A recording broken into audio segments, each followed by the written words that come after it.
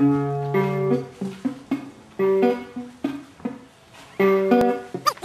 me tell you a little something about LA.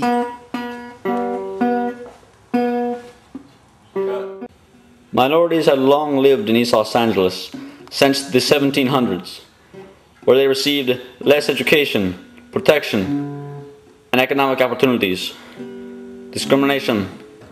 Like many other political movements, the Chicano movement began to take hold in the 1960s, especially among students. Energized by Sal Castro, a radical teacher of Lincoln High, empowered youth made the movement their own. Primarily concerned with education, they educated themselves about the discrepancies between the East and West Side schools. Empowered, the school leadership sought to join all the students together of the East LA schools and make their points vocal towards the educational board. However, no agreement could be reached, and the students decided that only direct action could be taken. They would be heard. With the help of political organizations such as the Mecca and the Brown Berets, they hoped to lead a student blowout or walkout against the schools. What you looking at? Students from 5 different schools in East LA participated in the marches, and they led to many other marches throughout Los Angeles, and then Denver also participated. Amongst their grievances were a lack of Latino teachers amongst their schools, high death tolls in Vietnam from minorities of Latino race, and respect. Although the protests were peaceful, police eventually became fed up, arresting 12 protesters and 1 teacher. We were not arrested.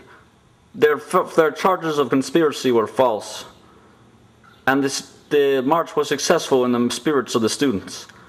But do not forget that many of these same problems are in full existence today.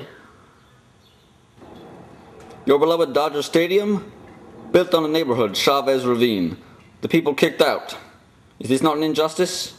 Immigration was a major issue of the day, and is it not still? Many of the leaders of the movement went on to have successful careers in politics and film. Even the movie Walkout was created by one of the 12 arrested. But the 60s are gone.